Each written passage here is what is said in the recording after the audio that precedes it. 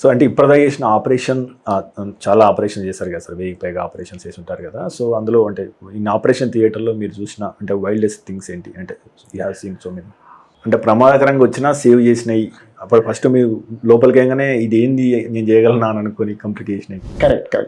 అలాంటివి చాలా చూసామండి. అలాంటివి ఎస్పెషల్లీ ట్యూమర్స్లో చాలా కామన్. అంటే ఈ సర్ప్రైజెస్ లేకపోతే ఈ సర్జికల్గా మనకి బాగా టెన్స్ మూమెంట్స్ వచ్చేవి చాలా ఉన్న ట్యూమర్స్లో చాలా కామన్ అవి. అంటే as part of paediatric surgery మనము సాలిడ్ ట్యూమర్స్, చిన్నపిల్లల్లో కూడా క్యాన్సర్స్ వస్తుంటాయి ట్యూమర్స్, అవి డీల్ చేస్తాం మనము. సో అవి చేసేటప్పుడే మీకు ఎక్కువ ఇట్లాంటివి కలుగుతుంటాయి. కిడ్నీ ట్యూమర్ ఒకటి ఆపరేషన్ చేసేటప్పుడు నా బాస్ నేను ఇద్దరం చేస్తున్నాము. సో చేసేటప్పుడు అది మెయిన్ బ్లడ్ వెజల్ ఏదైతే ఉంటుందో వీనకేవా అని, ఆ వీనకేవా ఇంజూర్ అయింది. ఓకే, అది ఆ కిడ్నీ మీద ఇట్లా ఆల్మోస్ట్ చుట్టుకునింది ఆ ట్యూమర్కి. అంటే పెద్ద ట్యూమర్ ఉంటుంది కదా, పెద్ద ట్యూమర్స్ ఉన్నప్పుడు ఆ బ్లడ్ మిగతా చుట్టూ ఉండే రక్తనాళాలన్నీ కూడా డిస్ప్లేస్ అయిపోతాయి. అవి ఉండాల్సిన చోట ఉండవు, నార్మల్ అనాటమీ లాగా ఉండదు అది. సో అది అప్పుడు we could repair it successfully and the child did very well. అలాగే ఇంకొకసారి అయోటా అంటాం. అయోటా అంటే a biggest blood vessel in the body. Aortic injuries repair చేశాము. సో ఈ ట్యూమర్స్ అప్పుడే మెయిన్గా మనకు అలాంటి సిచ్యువేషన్స్ వస్తూ ఉంటాయి. సో మీరు అంటే మీ గత 25 సంవత్సరాల నుంచి వెళ్ళి అంటే 1-2 కేసెస్, ఇంట్రెస్టింగ్ కేసెస్ ఏమైనా చెప్పగలుగుతారా? అంటే త్రో యువర్ మాస్టర్ స్కిల్స్ కానీ, లేదా కెరీర్ని మలుపు తిప్పినాయి కానీ, లేదా అనూహ్యంగా ఆపరేషన్ థియేటర్లో కొత్తగా వచ్చి మళ్ళీ సమసిపోయినాయి కానీ?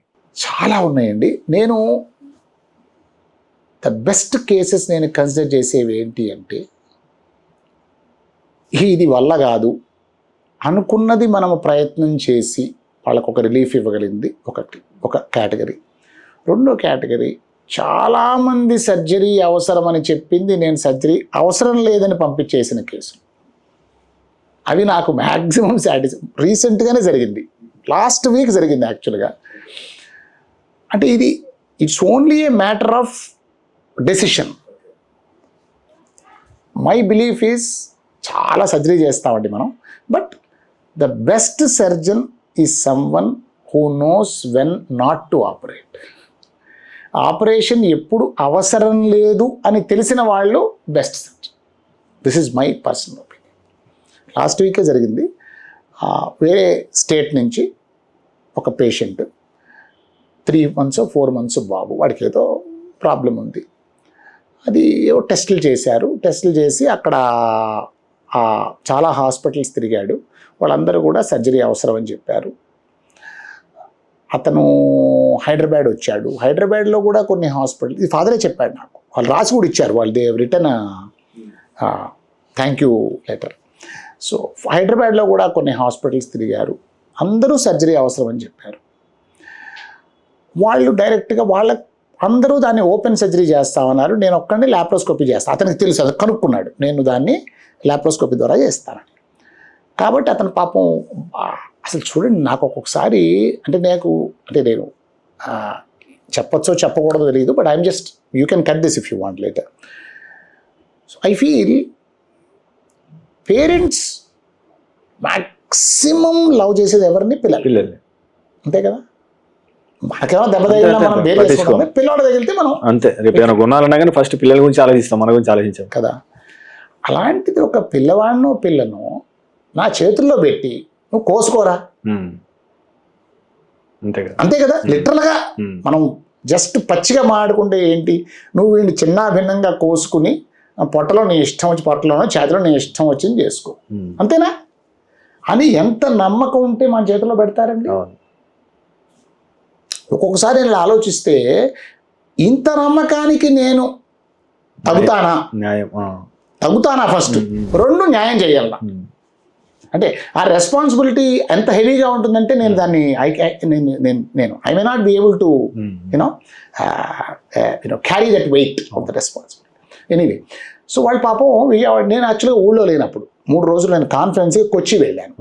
వచ్చి ఒక 3 days ఉన్నాను, మళ్ళీ కుంభమేళా వెళ్ళొచ్చాను చెప్పాను కదా. సో వాళ్ళు పాపం నేను కొచ్చిలో ఉన్నప్పుడు నన్ను కాంటాక్ట్ చేస్తే వాళ్ళు రిపోర్ట్స్ పంపించారు. రిపోర్ట్స్ చూస్తే ఆపరేషన్ చేయాలన్నట్టే ఉంది. వాళ్ళు చాలామంది డాక్టర్లు కలిశారు, అందరూ ఆపరేషన్ అన్నారు. సో వాళ్ళకి మేము వస్తామండి, నా సెక్రటరీ సుహాసిని ఉంది, ఆ అమ్మాయితో కాంటాక్ట్ చేయమని చెప్పాను. వాళ్ళు కాంటాక్ట్ చేశారు. సో వాళ్ళు సండే, బికాజ్ మళ్ళీ నేను 3 రోజుల్లో మళ్ళీ కుంభమేళ వెళ్తున్నాను, 4 రోజులు ఉన్నాను కాబట్టి వాళ్ళు సండే వచ్చేటట్టు, అడ్మిట్ అయ్యేటట్టు, మండే మేము సర్జరీ చేసేటట్టు ఫిక్స్ అయిపోయి. నేను బేబీని చూడాలి అప్పటిదాకా. సో అంటే ఈ రోజుల్లో ఏముందండి, వాట్సాప్లో రిపోర్ట్స్ పంపిస్తారు, అన్ని చూసేస్తాం. It's almost as good as. ఎంతో మందికి నేను వీడియో కన్సల్టేషన్ కూడా చేస్తుంటాను రిపోర్ట్స్ చూసి. వాళ్ళు సండే అడ్మిట్ అయిపోయారు. నేను సండేనే ఆ కొచ్చి నుంచి కాన్ఫరెన్స్ తర్వాత వచ్చాను. మండే మార్నింగ్ నేను హాస్పిటల్కి వచ్చాను. ఆ రోజు 2 మేజర్ సర్జరీలు ఉన్నాయి. ఇది సెకండ్ కేసు, 3 ఉన్నాయి యాక్చువల్గా, ఇది second case. First case 1 month బేబీదే ఉండింది, 40 days బేబీది. ఆ ఫస్ట్ కేసు చేసేసాను. చేసిన తర్వాత ఈ నెక్స్ట్ ఈ బేబీని తీసుకోవాలి ఆపరేషన్ థియేటర్లోకి. నేను వాళ్ళని రమ్మని రూమ్లో పిలిచి జాగ్రత్తగా మాట్లాడి సిమ్టమ్స్ అవి అడిగి ఏం జరుగుతుంది, ఎలా ఉంది జాగ్రత్తగా చూసి, మళ్ళీ ఎక్స్రేస్ రిపోర్ట్స్ అన్నీ చూశాక నాకు అసలు కన్విన్సింగ్గా లేదు, సర్జరీ అవసరమా అని డౌట్ వచ్చింది. అన్ని సిద్ధం చేసుకున్నవారే. Okay, child is fasting. అవును, వాడు సర్జరీకి అడ్మిట్ అయ్యాడు, ఎనస్థీషియా డాక్టర్ చూసేసాడు. వాడు ఖాళీ కడుపుతో సర్జరీకి ముందు 4 గంటలు ఫాస్టింగ్ ఉన్నాడు, అన్ని రెడీ. ఆ కేసు బయటకు వచ్చింది, ఆపరేషన్ థియేటర్ అంతా శుభ్రం చేసి క్లీన్ చేసి మళ్ళీ ప్రిజర్వ్ చేసి వీడు తీసుకోవడమే పిల్లవాడిని. I was not happy. నేను అన్నాను, పని చేద్దామండి, ఇప్పుడు వద్దు, కంగారు లేదు, ఎమర్జెన్సీ కాదు కదా, మీరు వాడికి పాలు తాగిచ్చేయండి. నాకు ఎందుకు కన్విన్సింగ్ లేదు. రేపు పొద్దున ఎండోస్కోపీ చేయించి చూద్దాం, మా పీడియాట్రిక్ గ్యాస్ట్రోఎంట్రాలజిస్ట్ ఉన్నాను, ఒకసారి ఎండోస్కోపీ చేయించి చూద్దామండి. దాంట్లో గనక మనకి డెఫినెట్గా సర్జరీ అవసరం అంటే అదే ఎండోస్కోపీ ఎనస్థీషియాలో చేయాలి చిన్నపిల్లలకి, అదే ఎనస్థీషియా సర్జరీ చేస్తాను. బట్ ఆ ఒక్కటి కొరవ డౌట్ క్లియర్ చేసుకోకుండా లెట్స్ నాట్, నాకు ఎందుకో అవసరం లేదేమో అనిపిస్తుంది. ఈవెన్ నా దగ్గర పనిచేసే మా 2 juniors ఉన్నారు, యంగ్స్టర్, వాళ్ళు పీడియాట్రిక్ సర్జన్సే. వాళ్ళు సార్ ఏంటి సార్ ఇది క్లియర్ కట్గా ఉంది కదా, అంతా ఫిక్స్, మళ్ళీ రేపంటే మళ్ళీ రావాలి మళ్ళీ. నేను అన్నాను, I'm not convinced. Next day morning పాపం వాళ్ళు, ఎవరికైనా పేరెంట్స్ సర్జరీ అవసరం లేదంటే హ్యాపీగా ఉంటారు కదా వాళ్ళ, పాపం దేవర్ ఓకే. నెక్స్ట్ మార్నింగ్ దెక్కే, మరి వాళ్ళ హాస్పిటల్లో ఉన్నారు ఆల్రెడీ. నెక్స్ట్ మార్నింగ్ ఎండోస్కోపీ చేయిస్తే నో నీడ్ ఆఫ్ సర్జరీ. వాళ్ళకి ఎండోస్కోపీ చేయిన తర్వాత బయటికి వెళ్ళి, అమ్మ సర్జరీ అవసరం లేదు, మీరు రేపు ఇంటికి వెళ్ళిపోవచ్చు. ఓకే, ఎనస్థీషియా ఇచ్చాం కాబట్టి ఒకరోజు అబ్జర్వ్ చేద్దాం బేబీని, చిన్న బేబీ కదా, పంపించేస్తాను, అయిపోయింది. It is extremely satisfying. It is very small actually. It's a very small thing. నేను ఏదో పెద్ద robotic surgery చేసి ఏదో చేశానని చెప్పుకోవట్లా. It's a very small thing. But I think this is extremely satisfying. అలాగే అదర్ కేటగిరీ కొన్ని హైపోస్పేడియాస్ పేషెంట్స్, కొంతమంది failed హైపోస్పేడియాస్ వాళ్ళు అడల్ట్స్ వస్తారు. అడల్ట్స్ ఆ మధ్య వచ్చాడండి, ఇట్స్ ఎ ట్రూ స్టోరీ. నేను లాస్ట్ ఇయర్ నేను కూర్చుని క్లినిక్లో అవుట్ పేషెంట్లో కూర్చుని ఒక పెద్ద ఆయన వచ్చాడు. ఆయన ఓపీకి వచ్చారు. ఆయన పెద్ద ఆయన 50 ఏళ్ళు ఉంటాయి. స్వామి పేషెంట్ మీరు పిల్లలు డాక్టర్నండి అంటే, కాదు సార్ మా తమ్ముడు కొడుకు పేషెంట్, నేను మాట్లాడదామని వచ్చాను. ఏమిటి పాత రిపోర్ట్స్ ఏమిటంటే, పాపం 3 సార్లు 4 సార్లు హైపోస్పేడియాస్ ఆపరేషన్ ఫెయిల్ అయిపోయింది. అతను 20 ఏళ్ల కుర్రాడు, ఆ పిల్లవాడు, అది ఎవరి కోసం అయితే వచ్చాడో, ఇతను పెదనాన్న వచ్చాడు, 20 ఏళ్ల కుర్రవాడు.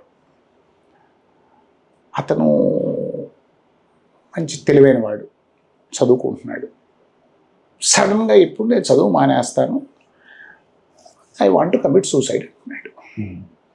ఎందుకంటే హైపోస్పేడియాస్ ఫెయిల్ అయింది, పాపం కింద నుంచి యూరిన్ పోస్తున్నాడు, వంకరగా ఉంది, పెన్నిస్ బాగోలేదు. సో సార్ మేము యూట్యూబ్లో అక్కడ మా వీడియోస్ అవి చూసాము, మిమ్మల్ని ఫస్ట్ నన్ను కనుక్కోమని నన్ను పంపించాడు.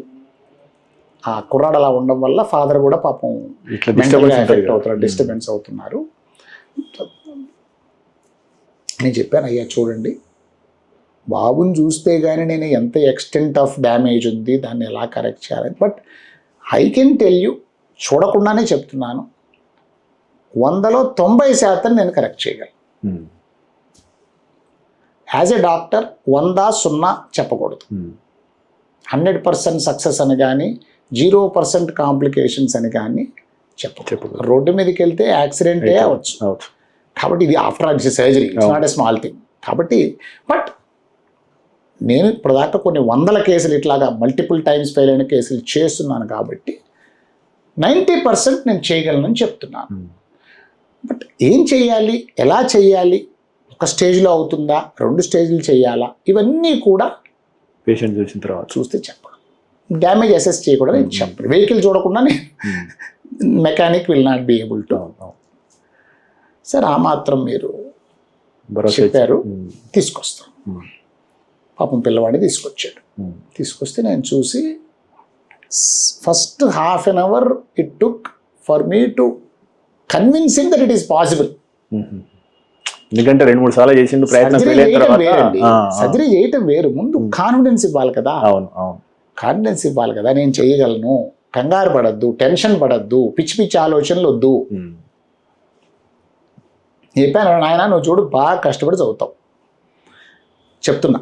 ఇప్పుడు తల్లిదండ్రులు కష్టపడి చదివిస్తారు, నువ్వు కష్టపడి చదివావు, మంచి ఇన్స్టిట్యూట్లో జాయిన్ చేశారు, చదివావు, IIT ఎంట్రన్స్ రాశావు, 100% గ్యారెంటీ ఉంటుందా సీట్ వస్తుందని? ప్రయత్నం, కొద్ది ఎలిమెంట్ ఆఫ్ అదృష్టం అనేది కలిసి రావాలి. అలాగే నువ్వు నేను చెప్పినట్టు చేసి, నేను ఆపరేషన్ చేసి, నీ బెస్ట్ ఎఫర్ట్ నా బెస్ట్ ఎఫర్ట్ తోటి కొద్దిగా అదృష్టం తోడైతే నువ్వు బాగవుతావు. 90% I can give you A success. 100% నేను చెప్పలేను, ప్రపంచంలో ఎవరు చెప్పలేరు. Sir now I'm happy. పాపం వచ్చాడు, 2 స్టేజ్ బాగా సివియర్గా ఉంది. సో ఆ మొత్తం ఆ కుళ్ళిపోయిన చర్మం అంతా, చెడిపోయిన చర్మం అంతా తీసేసి నోట్లో నుంచి చర్మం తీసుకుని గ్రాఫ్ట్ చేయాలి వాళ్ళకి. ఎందుకంటే 3-4 టైమ్స్ అయిన తర్వాత చర్మం అంతా వాళ్ళు యూజ్ చేసేస్తారు కదా, ఇంకేం ఉండదు ఇక్కడ చర్మం.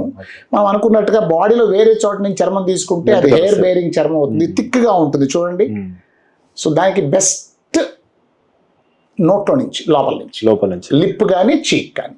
నేను ఎక్కువ లిప్ తీసుకుంటాను, ఈ లిప్ లోపల నుంచి. ఇక్కడ చీక్ లోపల నుంచి కొంచెం దళసరిగా ఉంటుంది, మీరు నోటీస్ చేయండి. లిప్ లోపల ఉండేది మ్యూకోజా అంటాం, చాలా సన్నగా ఉంటుంది.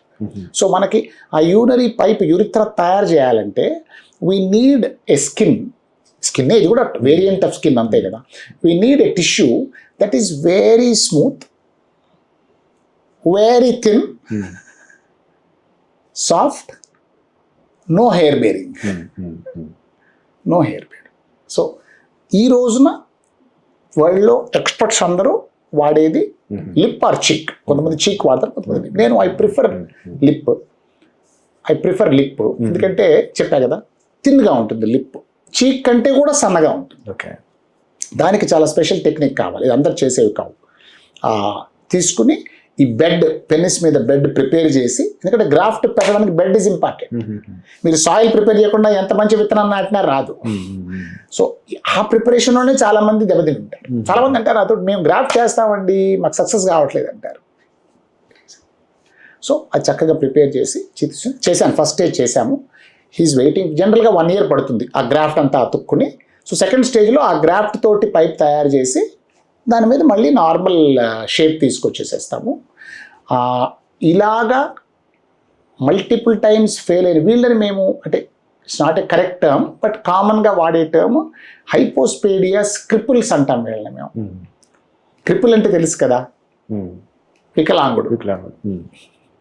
హైపోస్పేడియస్ క్రిపుల్స్ అంటాం, అంటే చాలా వర్స్ట్ కేసులు అన్నమాట, బాగా కాంప్లికేటెడ్ అయిపోయి, బాగా చాలాసార్లు ఫెయిల్ అయిపోయినవి. ఇలాంటి హైపోస్పేడియాస్ క్రిపుల్స్ నోట్లో నుంచి చర్మం తీసుకొని 2 సార్లు, నోట్లో నుంచి చర్మం తీసుకుంటే ఒక్కసారి అవ్వదు, ఎందుకంటే అది ఇక్కడ పెట్టి అతుక్కోవాలి, అప్పుడే నేను సెకండ్ స్టేజ్ చేయగలను. సో 2 స్టేజ్ అవుతుంది.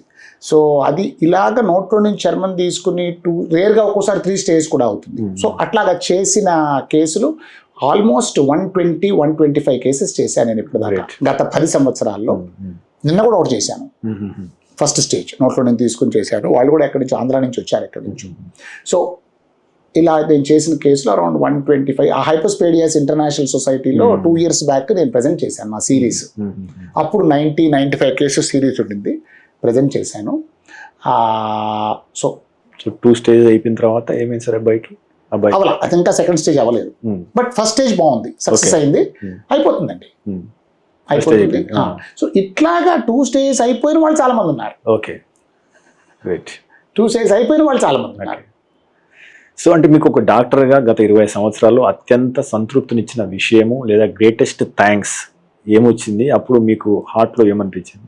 చాలా ఉంటాయి సంతృప్తి వచ్చినవి. అంటే పేషెంట్స్ వైజ్ చాలా మంది చాలా సంతోషిస్తారు, చాలా థ్యాంక్స్ చెప్తారు, అవన్నీ ఒక ఎత్తు అయితే, నాకు ఎప్పుడు ఒక అసంతృప్తి ఏమిటి ఉండేదంటే, ఇందాక మనం అనుకున్న దానికి ఇంత వర్క్ చేస్తున్నాం, ఇంత రీసెర్చ్ చేస్తున్నాము, ఎందుకు చేస్తున్నాం మనం అంటే, what is the end result of all this? We spend so much time, so much energy. 2 years back నేను టర్కీలో HIS మీటింగ్కి వెళ్ళాను. 2 years బ్యాక్ వెళ్ళినప్పుడు అక్కడ ఉండే వేరియస్ కంట్రీస్ నుంచి వచ్చిన వాళ్ళందరూ కూడా నన్ను చూడంగానే రికగ్నైజ్ చేశారు. ఫస్ట్ టైం వాళ్ళు చూడటం అంటే రికగ్నైజ్ అంటే నా పేరు అరే మీరు చాలా పేపర్స్ రాశారు హైపోస్పేడియాస్ మీద. తైవాన్ నుంచి ఒక అమ్మాయి వచ్చింది, ఒక పీడియాట్రిక్ సర్జన్ తైవాన్ నుంచి. She said I have read your book, హైపోస్పేడియాస్ book, it is very good అంది. తర్వాత అందరూ కూడా they recognized me by my publications. అంటే నేను నా జర్నల్ పబ్లికేషన్స్ వాటిని బట్టి everybody knew and highly appreciating. And నేను వెళ్ళంగానే ఆ మెయిన్ కమిటీ ఉంటుంది కదా, first thing they told me is, మేము మా కమిటీ మీటింగ్లో మిమ్మల్ని ఎగ్జిక్యూటివ్ మెంబర్గా పెడదాం అనుకుంటున్నాము, మీరు ఓకే చెప్పడమే తర్వాత మా వైపు నుంచి అయిపోయింది. మీకు ఏదైనా మిమ్మల్ని అడగలేదు, మేము అనుకున్నాము, అందరు ప్రపోజ్ చేశారు మీ పేరు పెడదామని, మీకు ఏదైనా అభ్యంతరం ఉంటే తప్ప, otherwise then I realised okay మనకి ద రియల్ పీపుల్ అంటే ఒక సబ్జెక్ట్లోకి డెప్త్లో వెళ్ళే వాళ్ళకి అందరికీ మనం తెలుసు. అంతే సార్, కొందరికి ఇప్పుడు కొందరి వ్యక్తులకి గొప్పతనం పదవిలో వస్తుంది, కొంతమంది వల్ల పదవికి గొప్పతనం వస్తుంది. సో మీరు వైద్య వృత్తి వల్ల మీకు గొప్పతనం ఎంత వచ్చిందో, మీరు చేసే పని వల్ల అసలు వైద్య రంగానికి ఎక్కువ గొప్పతనం వచ్చిందని నేను భావిస్తాను. యాక్చువల్గా దానికి సమాజం ఎప్పుడూ రుణపడి ఉండాలి, రుణపడి ఉంటుందని చెప్పి నేను నమ్ముతున్నాను. సో అంటే హ్యూమన్ లైఫ్లో అంటే వీఆర్ హ్యూమన్ బీయింగ్స్ అంటే కాయనికి 2 వైపులా ఉంటాయి. ఇప్పుడు right now we spoke about the positive side. ఎప్పుడన్నా ఏదైనా ఇన్సిడెంట్లు మీరు మంచిగా చేసిన తర్వాత కూడా వాళ్ళు మిస్అండర్స్టాండ్ చేసుకోవడం, లేదా మిగతా ఎక్కంచెలైనా అంటే వేరే రకమైన వచ్చి ఎందుకు చదివినరా వైద్యునిగా, ఎందుకు డాక్టర్ అయినా, వేరే పని చేసుకున్నా ప్రశాంతంగా ఉంది కదా అని చెప్పేసి ఆలోచన ఎప్పుడన్నా వచ్చిందా? ఒక సెన్సిటివ్ ఇష్యూ అడుగుతున్నారు. ఐ థింక్ ప్రతి డాక్టర్కి ఇది అనిపిస్తుంది, ఏదో ఒక సందర్భం ప్రతి డాక్టర్కి అనిపిస్తుంది. ఈ ప్రొఫెషనే అట్లాంటిది. ప్రాబ్లం ఎక్కడొస్తుందంటే మెడికల్ ప్రొఫెషన్లో ఈ బ్లేమ్ గేమ్ అనేది చాలా ఎక్కువగా ఉంటుంది. బ్లేమ్ గేమ్ అనేది అంటే ఒకళ్ళు నా కోసం వస్తే ఇంకా వాళ్ళకి ఏమైనా ఏం కాకపోయినా నేనే రెస్పాన్సిబుల్. నేను జనరల్గా చెప్తున్నా, స్పెసిఫిక్ ఇన్సిడెంట్స్ చెప్తాను, జనరల్గా చెప్తున్నాను. 2 కాంప్లికేషన్స్ అనేవి ఎవరికైనా రావచ్చు. మెడికల్ ప్రొఫెషన్లో ఏంటంటే ఒక కేసు సక్సెస్ కాలేదంటే అది డాక్టర్ తప్పే అనే ఒక అపోహ వచ్చేసింది, అది జనాల్లోకి వచ్చేసింది. అది మరి ఎందుకు వచ్చిందో నాకు తెలియదు. కొన్ని కారణాలు కనపడుతూ ఉంటాయి మనకి, కొన్ని సినిమాలను అవనో ఇవనో, బట్ తెలియకుండా చాలా కారణాలు ఉండొచ్చు.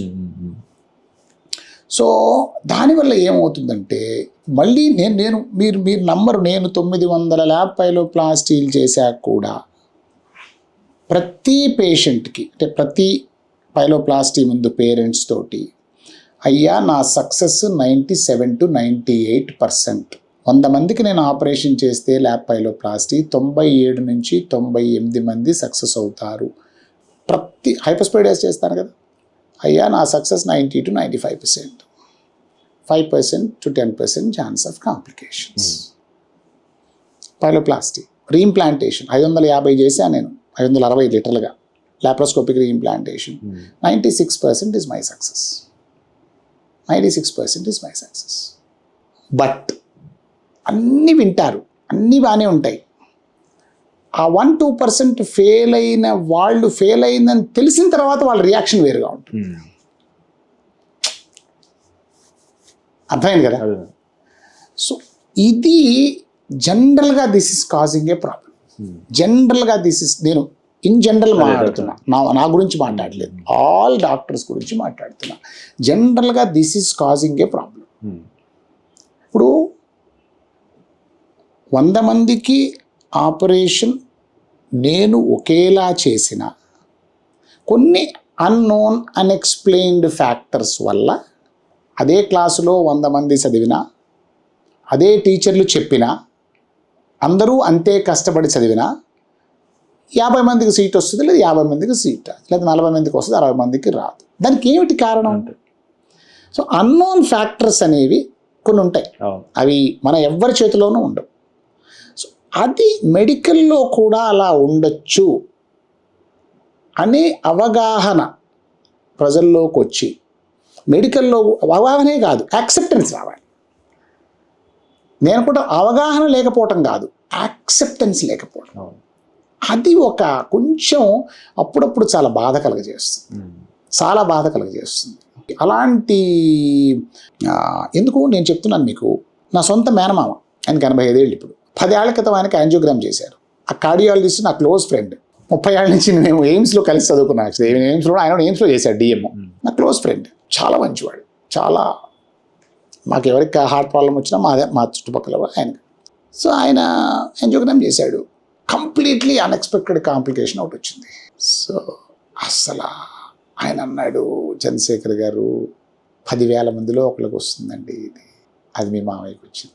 లైఫ్ థ్రెటనింగ్ కాదు, but it is a major complication, not life threat. ఏం చేస్తాము? అవగాహన ఉంటే యాక్సెప్ట్ చేయాలి. తర్వాత ఆయన ఒకటే మాట అన్నాడు, సార్ ఆ 1 out of 10,000 మీ మామయ్య అవ్వటం ఒక రకంగా నా అదృష్టం అండి, బికాజ్ మీరు ఇన్వాల్వ్ అయి ఉన్నారు కాబట్టి ఒక్క మాట మాట్లాడలేదు, ఏమీ లేదు. ఇప్పుడు ఏం చేయాలి నెక్స్ట్ స్టెప్ అని అడిగాము. అయిపోయింది, he is okay now. What I'm saying is, so human body, మా బాస్ ఒక ఆయన ఉండేవాడు, ఆయన చెప్పేవాడు, బాబు నువ్వు నీ ఇంట్లో ఉండి నేను నా ఇంట్లో ఉన్నంత వరకు నా వల్ల నీకు కానీ నీ పిల్లోడికి కానీ హాని జరగదు. నువ్వు హాస్పిటల్కి వచ్చి నేను నీ పిల్లోడికి ఆపరేషన్ చేయడం మొదలు పెడితే ఏమైనా జరగచ్చు అనేవాడు. Very crude way of putting it, but it is actually true.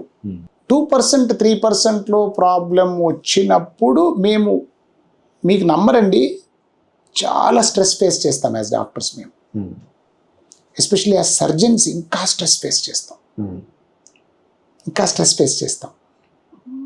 మా పిల్లల కోసం కంటే నా పేషెంట్స్ కోసం నేను చేసే పారాయణలు ఎక్కువ. మీరు నమ్ముతారా? జోక్ కాదు. నేను భగవంతుని ప్రార్థించటము, నా పేషెంట్స్ కోసం నేను ప్రార్థించేది నా పిల్లల్ని కోసం ప్రార్థించటం కంటే ఎక్కువ. ఎందుకంటే మళ్ళీ చెప్పా కదా, ఒక పేరెంట్స్ వాళ్ళ పిల్లని తీసుకొచ్చి నా చేతిలో పెట్టారంటే that responsibility is very heavy. So నిజంగా నా వల్ల ఒకళ్ళకి, అంటే నా వల్లని కాదు, నేను ఆపరేషన్ చేసి ఆ చైల్డ్కి కాంప్లికేషన్ వచ్చిందంటే అసలు నిద్రపట్టదు. వీ ఫీల్ ఎక్స్ట్రీమ్లీ బ్యాడ్, దాని మీద if you have the pressure of other things, అప్పుడు it adds to the stress. అప్పుడు అనిపిస్తుంది అన్నమాట, ఎందుకురా అనవసరంగా వచ్చాము. Specific cases